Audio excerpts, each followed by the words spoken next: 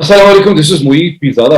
यूं तो बहुत इंपॉर्टेंट डेवलपमेंट्स हैं गुज़िश्ता 24 घंटे की, लेकिन अब से 2 घंटे पहले former prime minister Imran Khan साहब ने तहरीक इंसाफ के लिए एक राब्ता ऐप जो है उसे लॉन्च किया।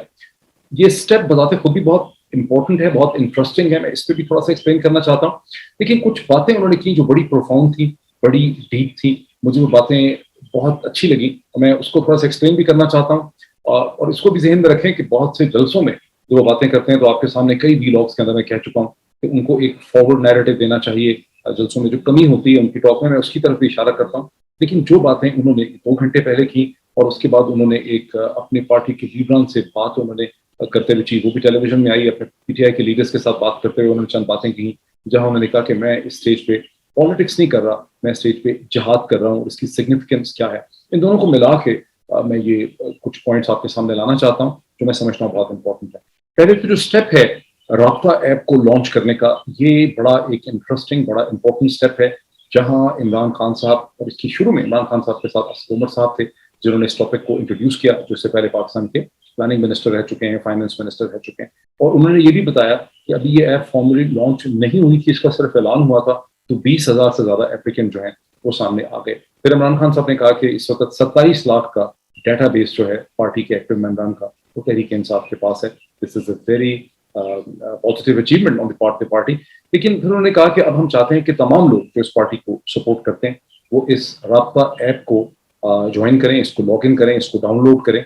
और शुरू में उन्होंने कहा कि बहुत से प्रॉब्लम्स भी होंगे, बिकॉज ये एक्सपेरिमेंटल है, ये एक नई चीज़ है। जब एक चीज़ नई होती है तो उसके रास्ते में बहुत सी मुश्किलात होती हैं, बहुत से चैलेंजेस होंगे। So be prepared for those challenges, लेकिन इसको करें। और हम चाहते हैं कि ये सब लोग जो हैं एक ऐप के जरिए कनेक्ट हो सकें, ताकि उनको यहाँ से मैसेजेस, कम्युनिकेशन, पैगाम, इंस्ट्रक्शंस और एडवाइस वगैरह जो है वो दी जा सके। फिर उन्होंने उस टीम का, अपनी आईटी टीम का बहुत शुक्रिया अदा किया, जिसने, उन्होंने कहा कि बहुत इसके ऊपर मेहनत की, और मैं समझता हूँ कि पिछले चंद हफ्तों में ही ये मेहनत हुई होगी, आइडिया किसी ने लॉन्च किया होगा। सो ये बड़ा पॉजिटिव स्टेप है with the help of technology, जो एक पार्टी जो है उसकी कैंपेन को, उसकी पॉलिटिकल जद्दोजहद को ऑर्गेनाइज करने का ये पाकिस्तान की पॉलिटिक्स में एक पहला स्टेप है। एंड आई एम श्योर कि इसको अब बाकी सियासी जमातें भी फॉलो करेंगी। जिस तरह से हम देखते हैं कि तहरीक इंसाफ ने 2010 में जिस तरह के इंस्पिरेशनल जलसे करने का आगाज किया, फिर आपने देखा कि उसी को पीएमएलएन ने भी कॉपी किया। उन्होंने भी कई दफा पर बहुत अच्छे उस किस्म के जलसे किए। अभी रिसेंटली जब प्राइम मिनिस्टर शहबाज शरीफ साहब ने बिशाम में जलसा किया, तो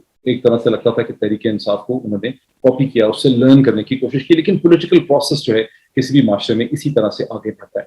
लेकिन जो पॉलिटिकल अहमियत की बात की ऐप लॉन्च करते हुए इमरान खान साहब ने, वो बहुत इंपॉर्टेंट थी, वो मेरे बड़े दिल को लगी। मैं आपको एक्सप्लेन करना चाहता हूँ कि जब उन्होंने ये कहा कि हम चाहते हैं कि तहरीक इंसाफ पीटीआई एक ऐसी एक इंस्टीट्यूशन बने जो मेरिट पे हो। और उन्होंने कहा कि हमें जो बहुत रिलेटिव नाकामियां भी रही हैं गुज़श्ता 4 बरस में, उसकी वजह है कि पाकिस्तान एक मेरिट बेस्ड सिस्टम नहीं है। हम चाहते हैं कि तहरीक इंसाफ पॉलिटिकल पार्टी की हैसियत से एक मेरिट बेस्ड सिस्टम बने, जिसे और लोग भी फॉलो कर सकें। और फिर उन्होंने कहा कि उन्होंने ये भी कहा कि एक ऐसा मेरिट बेस्ड सिस्टम हो, एक ऐसा इंस्टीट्यूशन हो जो हम जब ना भी हो, इशारा उनका ये था जब ये लोग, अभी जो करंट लीडरशिप है, इमरान खान साहब हैं और लीडरशिप है, खुद इमरान खान साहब की उम्र इस वक्त अक्टूबर 2022 में वो 70 बरस के हो जाएंगे। अक्टूबर 1952 की उनकी बर्थ है। तो उन्होंने कहा कि जब हम नहीं होंगे, यानी हमारे जाने के बाद भी इस इंस्टीट्यूशन को, इस पॉलिटिकल जो एक स्ट्रक्चर है, इससे आगे रहना चाहिए, उसको आगे बढ़ना चाहिए। ये बड़ी प्रोफाउंड बात थी, ये डीप बात थी, जिसको समझना चाहिए। बिकॉज आप जब अमेरिका को देखते हैं तो हम देखते हैं कि वहाँ रिपब्लिकन एंड डेमोक्रेटिक ये इंस्टीट्यूशंस हैं, उनका किसी शख्स की जात से ताल्लुक नहीं है। ये इंस्टीट्यूशन अब कमोबेश 200 बरस से ज्यादा चल रहे हैं और ये मजबूत से मजबूत होते चले जा रहे हैं। और आपने देखा इन इंस्टीट्यूशंस के अंदर सब इंस्टीट्यूशंस हैं, इनके अंदर तहरीकें चलती हैं, इनके अंदर मूवमेंट्स चलती हैं लीडरशिप के लिए। जैसे आपने देखा कि अमेरिका में डेमोक्रेटिक पार्टी के अंदर बर्नी सैंडर्स लड़ तो नहीं सके, इलेक्ट प्रेसिडेंट तो नहीं बन सके, लेकिन कितना उनका कद है, कितना उनका असो रसूख है, और एक सब लेवल पे नीचे भी मूवमेंट चल रही है। यही सूरत हाल बरतानिया में है, जहाँ जो है जहाँ पे जो एक साइड पे लेबर है और एक साइड पे टोरीज जो कंजर्वेटिव पार्टी हैं, और वो भी तकरीबन 200 बरस से चल रहे हैं। उनके अंदर तब्दीली आती रहती है, उनकी शक्ल बदल जाती है, उनकी लीडरशिप नई आ जाती है, वो लीडरशिप अपनी चेंज कर देते हैं, लेकिन वहां पर कोई डायनेस्टीज नहीं। अब आ जाता है, this actually brings us to the most important profound and deep point about the dynasties. उन्होंने कहा कि डायनेस्टीज जो होती हैं, जो बादशाह थी, वो मेरिट बेस्ड नहीं थी, वो एक कंपेटिटिव कंपेटिटिव स्ट्रक्चर नहीं था, और इसीलिए बादशाहत जो है वो खत्म हो गई, और उन्होंने कहा कि पाकिस्तान, और इसीलिए फिर उसके बाद बादशाहत को डेमोक्रेसी ने रिप्लेस कर दिया। इस हद तक तो उन्होंने कहा। अब मैं एक्सप्लेन करना चाहता हूँ कि मैं क्यों समझता हूँ एक पाकिस्तानी पॉलिटिशियन के मुंह से जब इस किस्म की बातें मैं सुनता हूँ और मैं उससे इंप्रेस होता हूँ, मैं समझता हूँ कि ये वो चीज़ है जिससे पाकिस्तान की मीडिया को, पाकिस्तान के पब्लिक जो कमेंट, जो पब्लिक इंटलेक्चुअल्स हैं, जो लोग हैं, उनको इसको एडॉप्ट करने की जरूरत है, बिकॉज ये इतनी प्रोफाउंड डीप चीज़ है। और जाहिर है कि एक पॉलिटिशियन पाकिस्तान में इस किस्म की बातें नहीं करते। मैं आपको एक्सप्लेन करता हूँ क्यों प्रोफाउंड डीप है। और जब ये प्रोफाउंड डीप बात होगी तो जाहिर है जो उनके पॉलिटिकल राइवल्स हैं, मोहतरमा मरियम नवाज साहिबा हों, या शहबाज शरीफ साहब हों, या एहसन इकबाल हों, या ख्वाजा आसिफ हों, या शाहिद खाकान अब्बासी हों, वो तो उनके पॉलिटिकल कंपेटिटर हैं, उनके राइवल्स हैं। तो उन्होंने तो इसको अप्रिशिएट नहीं करना, उन्होंने तो उनकी हर बात के अंदर से कोई गलती निकालनी है, कोई मिस्टेक निकालनी है, कोई गैप, कोई डेफिसिट पॉइंट आउट करना है, और उसको उन्होंने रिडिक्यूल करना है। लेकिन पाकिस्तान की मीडिया की, अंग्रेजी अखबार की, पब्लिक इंटेलेक्चुअल्स की, सोचने वालों की ये जिम्मेदारी बनती है कि वो देखें कि किस तरह से एक आदमी जो पॉलिटिक्स की मसम पे खड़ा है, वो किस तरह से एक इतनी डीप और प्रोफाउंड बात कर रहा है। लेट मी एक्सप्लेन डीप और प्रोफाउंड क्यों।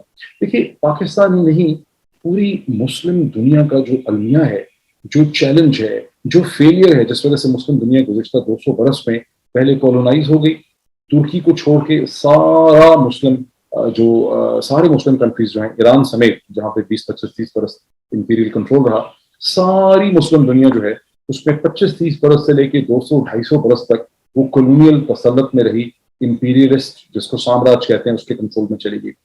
क्यों चली गई कंट्रोल में, और जो वहां से निकली तो उसकी क्या सूरत हाल थी? कंट्रोल में इसलिए चली गई कि मुस्लिम दुनिया अनलाइक द वेस्ट कहीं पर भी डिनेस्टिक सिस्टम की मौजूदगी में एक ट्रांसफर ऑफ पावर, एक इंस्ट्रूमेंट ऑफ सक्सेशन, एक formula and mechanism for succession of power जो है उसको डेवलप नहीं कर सकी। और पूरी मुस्लिम दुनिया की तारीख में, जैसे पहले मगरब में था, जब एक बादशाह मरता था तो फिर उसके शहजादों के दरमियान एक सक्सेशन की बैटल होती थी। कोई फॉर्मूला नहीं था, कोई प्रिंसिपल वजह नहीं हो सका।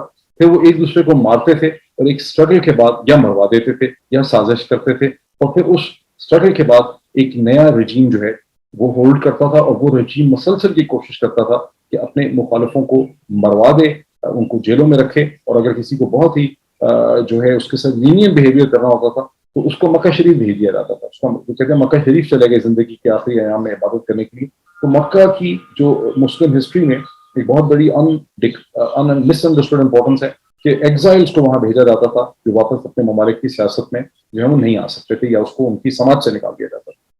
तो कभी भी कोई फॉर्मूला नहीं बन सका। और यही वजह है, मैं फिर एग्जाम्पल आपको दूंगा कि जब मुगल बादशाह औरंगजेब की रहलत होती है, डेथ होती है, उसकी आंखें बंद होती हैं 1707 में, तो लिटरली 13 बरस के अंदर अंदर मुगल हुकूमत जो है वो सल्तनत, उसका शिराजा बिखर जाता है, सक्सेशन बैटल्स होती हैं, कोई कॉम्पिटेंट मेरिट के ऊपर पॉलिटिकल लीडर, बादशाह, प्रिंस इमर्ज नहीं कर सकता, कमजोर होते हैं बहुत ज्यादा।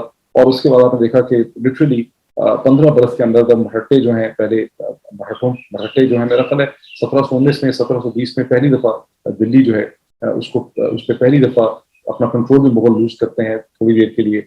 और उसके बाद से सिचुएशन ये होती है कि मुगल बादशाहों को और जो रीजनल पावर्स हैं वो सिलेक्ट करती हैं और उनको बैठाती हैं। एक सक्सेशन की सिचुएशन होती है जिसमें कोशिश ये की जा रही है कि एक मुगल बादशाह की ब्लड लाइन जो डिसेंट है उसे इंटैक्ट रखा जाए। यही वो सूरत हाल है जिसको ईस्ट इंडिया कंपनी 1857 तक चलाती है। इसको मराठे भी चलाते हैं, इसको और एक्सटर्नल्स भी चलाते हैं, इसको पंजाब के जाट भी चलाते हैं, लेकिन मुगल जो है उनके पास जेन्युइन लीडरशिप नहीं है।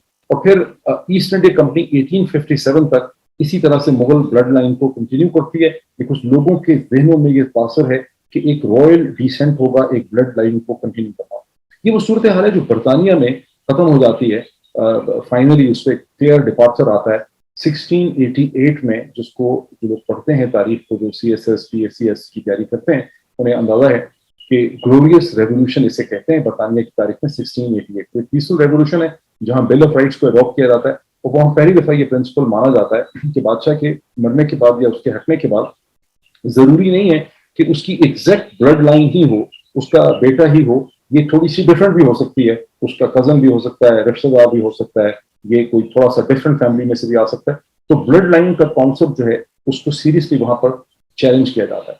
बदकिस्मती से पाकिस्तानी पॉलिटिक्स अभी भी वहां खड़ी है जिस पॉइंट को बरतानिया ने 1688 में और बाकी यूरोप में, यानी 17वीं सदी के आखिर में बरतानिया ने और बाकी यूरोप ने 18वीं सदी में اس پوائنٹ کو کراس کر لیا تھا, وہ اس رائل ڈیسینٹ سے ڈائریکٹ بلڈ لائن سے نکل گئے. تو میں آپ کو بڑی انٹرسٹنگ اگزامپل دیتا ہوں جسے آپ سمجھ سکیں گے, ورنہ آپ اس کو سمجھ نہیں سکیں گے. کیا بات ہے کہ بلاول زرداری جو اصل میں بھٹو نہیں ہے, ان کی بلڈ لائن تو نہیں ہے ذوالفقار علی بھٹو سے. بلڈ لائن کا تو پرنسپل یہی ہے کہ بلڈ لائن جو ہے وہ باپ سے ہوتی ہے, ماں سے نہیں ہوتی. کیوں بلاول زرداری نے بھٹو نام کو اپنی ماں کے نام کو, اپنے نانا کے نام کو اڈاپٹ کیا؟ بیکاز ان کو یہ امپریشن رکھنا ہے سندھ کی پالیٹکس کے کہ وہ ڈائریکٹ ڈسینڈنٹ ہیں ذوالفقار علی بھٹو کی بلڈ لائن سے, جو وایا ڈسینڈنٹ ہیں وایا مدر لیکن ناٹ وایا فادر. تو انہوں نے بلاول زرداری بھٹو نام ہی اس لیے رکھا ہے.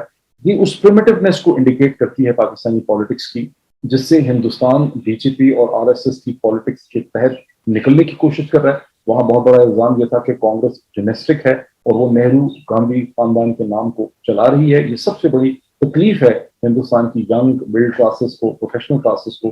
کبھی کبھی آپ ان کے کامنٹس دیکھیں ٹویٹر کے اوپر راہل گاندھی کے حوالے سے, پرینکا کے حوالے سے, اس یوٹیوب چینل پہ بھی کئی دفعہ کامنٹس ہوتے ہیں, تو ان کو اس ڈومیسٹک پالیٹکس کی کنٹینیوشن جو ہے اس کے اوپر ان کو اعتراض ہے.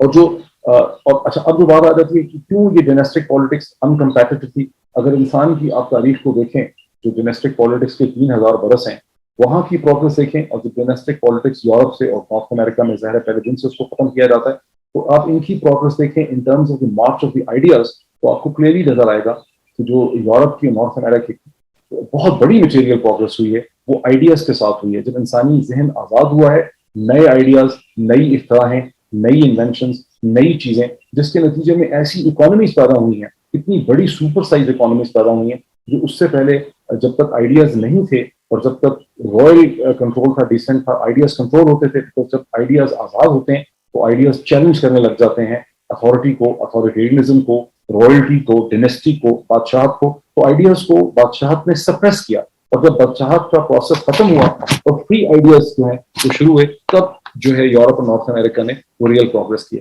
تو میں سمجھتا ہوں کہ پاکستان بدقسمتی سے وہاں کھڑا ہے جہاں برطانیہ اور یورپ 17ویں صدی کے آخر میں اسٹرگل کر رہے تھے. اور اسی لیے جب عمران خان یہ کہتا ہے, فارمر پرائم منسٹر, کہ میں پالیٹکس نہیں کر رہا, میں جہاد کر رہا ہوں, تو اس کی بات سمجھ آتی ہے. اب پاکستان میں جو فروہی اور سپرفیشل ڈسکشن ہوتی ہے وہ یہ لفظ جہاد نکال لیں گے, جیسے خواجہ آصف صاحب نے تھوڑی دیر پہلے نیشنل اسمبلی کے فلور پہ ایک بڑی سخت قسم کی تقریر کی, اور انہوں نے کہا کہ عمران خان جو ہے وہ اس پاکستان کی سیاست میں تینوں کارڈ استعمال کر رہا ہے, امریکہ کا کارڈ, ہندوستان کا کارڈ, اور اسے کہتے ہیں اور مذہب کارڈ استعمال کر رہا ہے.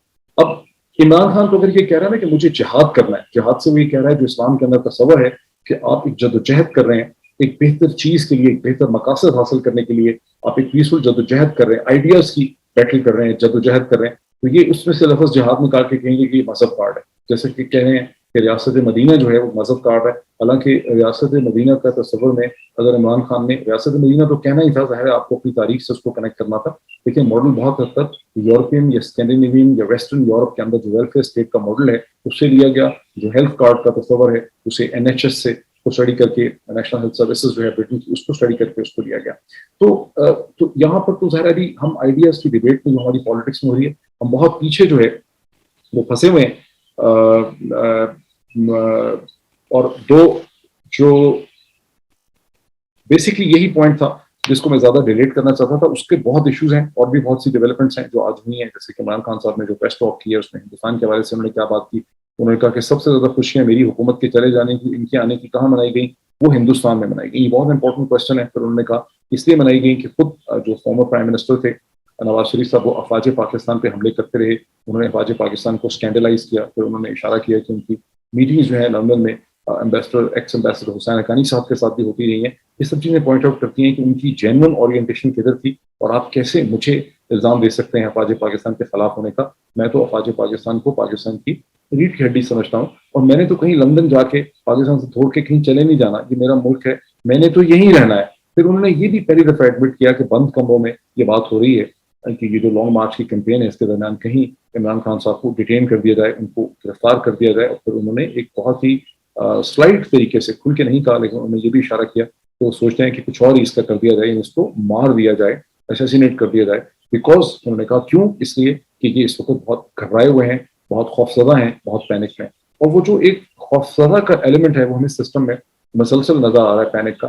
اصل پرابلم پاکستان میں یہ ہے کہ پاکستان کی جو 250 ملین کی 250 ملین کی آبادی ہے, اور اس سے کنیکٹڈ جو 10 ملین سے زیادہ کے ڈائسپورز ہیں جو پاکستان کے اس قلب سے اس جسم سے جڑے ہوئے ہیں، یہ سب ایک تاریخ کے ایک ایسے مومنٹ پہ آ گئے ہیں جہاں پاکستان کی پالیٹکس کو اس ڈینسٹک پالیٹکس سے، اس روایتی پالیٹکس سے، اس بادشاہت کے نظام سے، یہاں جو ایک اتھارٹیرین سسٹم ہے اس سے آگے جانا ہے. جب آئیڈیاز ایک ایسی اسٹیج پہ آ جاتے ہیں تو آئیڈیا اپنا راستہ پھر بنا ہی لیتا ہے. پاکستان میں یہ کوشش ہو رہی ہے کہ مختلف لوگوں کو اگر آپ بند کر دیں، چپ کرا دیں، ڈرا دیں، دھمکا دیں، تو یہ آئیڈیاز کی مارچ جو ہے وہ رک جاتی ہے. اگر ہم تاریخ پہ as a can student of history آپ تھوڑا سا بھی نظر دوڑائیں تو آپ دیکھیں گے جب ایک دفعہ آئیڈیاز کی مارچ آگے کی شروع ہوتی ہے اس کو آپ تھوڑی دیر کے لیے صرف ڈیلے کر سکتے ہیں، آپ اس آئیڈیاز کی فارورڈ مارچ کو روک نہیں سکتے. یہ وہ چیز ہے جو میرے ذہن میں آئی جب میں نے یہ ان کا آپ کا ایپ کے حوالے سے میں نے ان کی بات سنی. باقی جو ڈیٹیل بہت سی چیزیں ہو رہی ہیں اس وقت، بہت سی اسٹرگل ہو رہی ہے. پنجاب میں کیا ہو رہا ہے، وہاں پہ گورنر جب چلے جائیں گے عمر سرفراز چیمہ تو وہاں پہ کیا ہوگا. اس وقت جو کروشل ڈیسیجنز ہیں کہ سپریم کورٹ اگر آرٹیکل 63A کے اوپر فیصلہ کرتی ہے، الیکشن کمیشن آف پاکستان کیا فیصلہ کرتا ہے، یہ بڑے کروشل ڈیسیجنز ہوں گے اگلے چند دنوں کے ان کے اوپر کیا ڈیبیٹ ہوتی ہے. اس پہ بھی میں بات کروں گا ایک ڈیٹیل ویڈیو میں.